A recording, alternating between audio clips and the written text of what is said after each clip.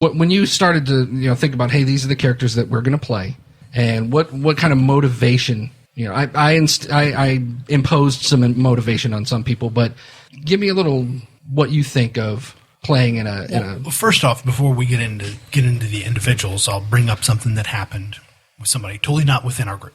So, I was at the Fantasy Shop, local chain of game stores, and I was talking with the manager about what we were doing, and I said, "Yeah, we're going to be playing Conan. Do you have the Savage Worlds Fantasy Command?" He's like, "No, we don't," and that is the perfect system to do it in, which is transitions into why I like the Conan, quote-unquote, Conan universe is because it's a low magic fantasy. It's a low fantasy environment, right? Right. So that translates, so that's how we get our motivations, which is kind of odd because Sean, first-time Magic user, is playing his first-time Magic user. Hold on. He is fulfilling one of his New Year's resolutions, and I think this is a perfect way to do that. Well, yeah, you're not overburdened by too much simple. stuff. It's very simple. Yeah, I thought there'd be a lot more to it, but this setting, yeah, it's pretty easy. This rule set in this setting is perfect for that. I like the system, but having the terminology is just, it kind of takes me out of the fantasy setting. You know what I mean? They're very modern terms. Oh, well, that's because Savage Worlds is a generic, and I understand Simplified it.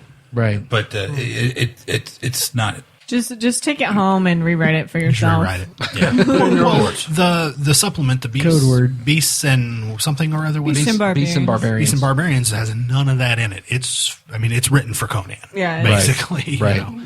Or maybe more Tarzan-ish. Tarzan, yeah. So.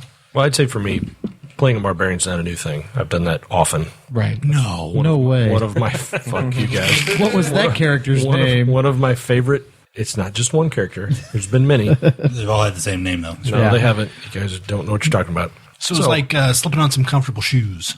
Kind of. But Eric gave me some motivation that maybe the past characters had never had before. Because you're playing more of a barbarian. Definitely. Yes. Yeah. It's definitely, in civilization's eyes, a savage.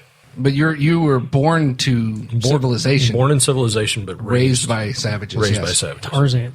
No, reverse Tarzan. Tarzan was raised by apes. Yes. I wasn't raised by apes. They were humans, but Who's got more class, the savages or the apes? Right. Well, see, I don't know a whole lot about the Conan universe. So what threw me was within the first 5 minutes of playing, when we started up, we were in a city in a bar, and I pictured us being out on a wasteland, out surrounded by rocks and desert and everything else. I didn't picture bar brawl. My image of the bar that we were in for that first scene was we were basically in a mud hut with, the tables were rough hewn planks, and it wasn't. The tables were just basically boards laying on top of stumps or something. The image in my mind was that the place we're in was a shithole. It wasn't a. Well, I'm sure it was, but like I said, I'm just from the little bit of exposure that I've gotten, I hear barbarians. I'm thinking you're out on the plains in the deserts in tents, maybe. Well, I think the only people at the table here that are actually playing barbarians are myself and Shannon. I think everybody else pretty much is playing somebody from a quote unquote civilized country, correct? Right. Yeah, of which there are people that maybe don't realize there are many different civilizations in the Conan universe. Well, see, and I didn't. Right. I thought it was just all barbarians. And he was just the head barbarian. It's the Mediterranean. I mean, that's the best way to look at it, right? Well, actually, I'm glad you brought that up. It's pretty crazy. What it was Howard was a huge history buff. He loved history, but doing the research needed to write historical fiction, because he was like, I see a lot of myself in Howard, and that's one of the reasons why I think I enjoy it so much, is because he was such a stickler for, he wanted this to be so detailed. And if he would write historical fiction about, like the Ottoman Empire or something like that, he wanted to make sure his facts were completely straight. Being a commercial writer, he couldn't do that and make money, because he'd spend however many months doing his research and then write and then get paid $100. Research back then way harder than nowadays. Exactly. I guess. Exactly. Yeah. So You had to hope your library actually had good books in it. Yeah. No Google. So what he did was he decided to make the Hyborian Age, and what he did was he took historical eras and historical countries and people and mashed them all together and put a veneer over them, saying this is fake, but it's really wink, yeah. what it's really not. Well, the map it's essentially Europe and Africa without the Mediterranean. Right. Correct? It's a I can't remember I don't know what geological era it's supposedly from, but it's before Asia and Europe separate and all this other stuff. I mean, it's pre-Ice Age. It's supposed to be our world. That's the main thing about it. I've actually been getting into a lot of this stuff for my own book. Howard was also into theosophy. That's a big word. What's that? Theosophy was He made it brought up. to the West by H.P. Blavatsky. She was a woman who supposedly went to Tibet and was educated in some esoteric ancient wisdom, and that talked about The different races of man. Aryan race. You had the Lemurians, the Atlanteans. yes. And I've been reading in some kind of fringe archaeology and fringe anthropology that's going on right now. And Going on right now? Yeah. Or from like the 30s when the Nazis were doing it? No, like going on right now. Okay. And they're starting to think that from some of the old epic stories like Ulysses, that maybe Ulysses wasn't actually a Greek story. It was actually a Celtic story that was brought to Greece because the Celts were basically was the assumption of modern mainstream archaeology and history is that all these societies that grew up in Europe and Africa and the Middle East developed separately, and they never had any contact with each other. And then these fringe guys are finding evidence that is nonsense, and the Celts and everybody lived largely on the coast and were all seafaring people. And constantly on the move. Constantly on the move. Right. The Celts, at the end of the Bronze Age, controlled the tin trade. They had the only tin mines that were still producing. So they basically had a monopoly on tin. You need tin to make bronze. Right. So after a while, they weren't about to go trading away their tin because they needed the bronze to make their own weapons. I kind of wandered far afield from where I was going, but Howard was into all that Howard stuff. was into all that stuff. See how I'm great at putting a bow on things? Yes. So yeah, he was He's got the Hyborians, or the Hyperboreans. Hyperboreans, yes. Well, they're starting to think that maybe Hyboria, which is a place where Apollo would leave once a year to the place where the sun never set, Right. to educate the Hyborians. Right. Hyperboreans. Yeah, and Yeah. they're starting to think that maybe that was more like Scotland. Right. Well, and also another contemporary of Howard was Clark Ashton Smith, and Not familiar with that one. he wrote stories about Hyperborea. Okay. Also, the point is, you take all of these watered down, or not even necessarily watered down, but just these mashed up societies, and you put them in different parts of this map. That's exactly what an RPG campaign world is. Sure. Essentially, yeah. That's exactly what it They're is. easily recognizable. You can find modern day equivalents or Right. Renaissance equivalents to them or whatever Exactly. you want to put your mind to. Exactly. So, to the north you had northern Scandinavian barbarians. The A's here. Down south you had the Egyptians. You have the terrain, the What's the Israel pastiche in Hyperborea? There'd be Israel. I don't know about Israel, but there'd certainly be Or Judea, whatever. There's an India that's in Conan. It's Vendaya. Right.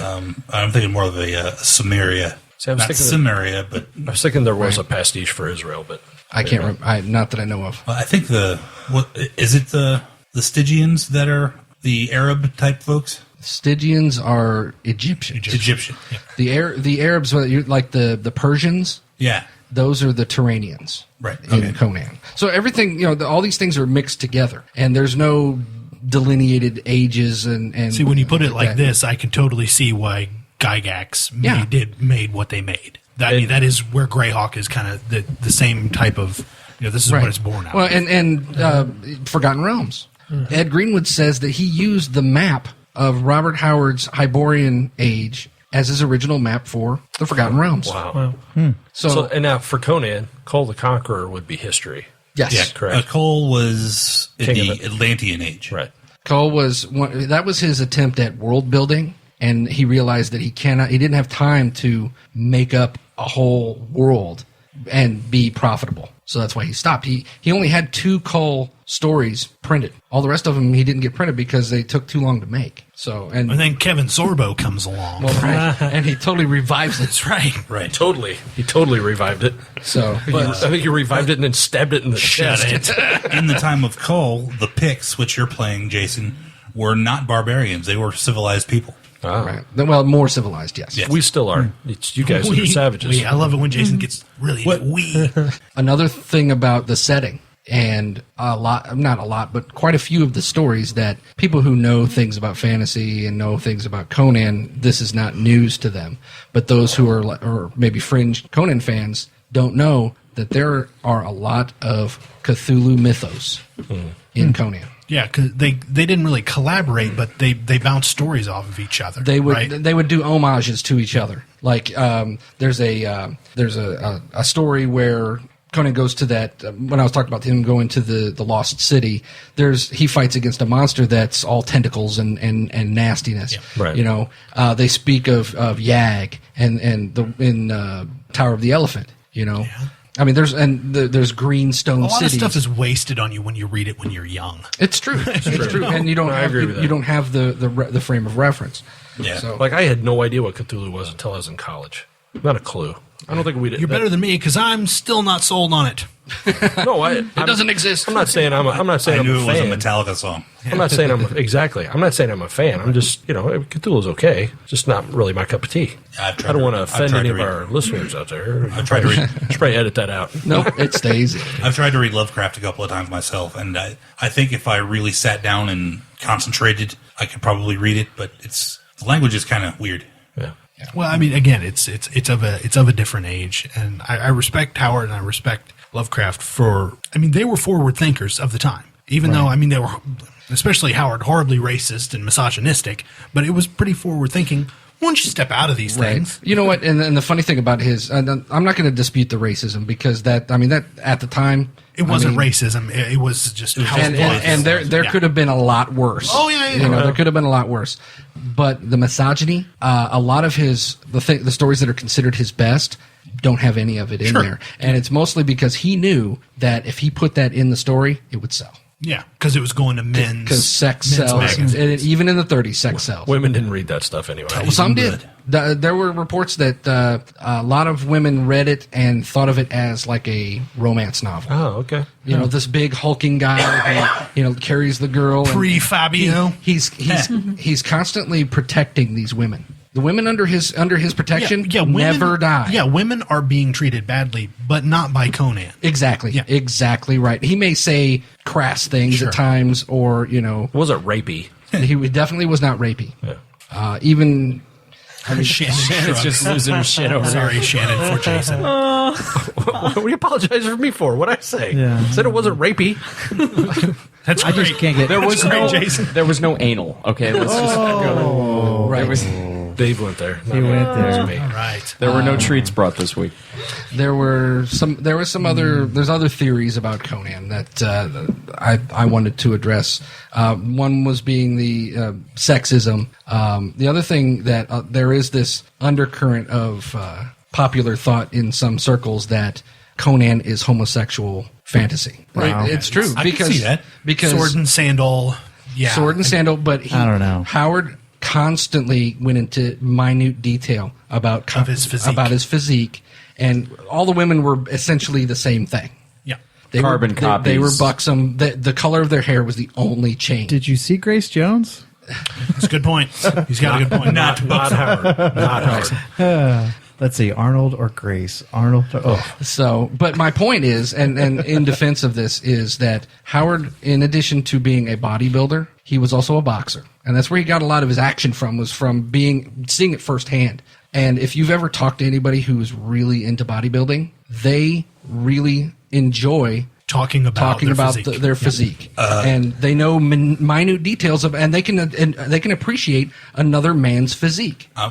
Now that you're talking about the commentary track for the Conan the Barbarian movie, the first Schwarzenegger one. Yes. Yes. It's, the director and Arnold Schwarzenegger. Through the whole movie, Arnold is talking about how gorgeous some of these guys look. Yeah.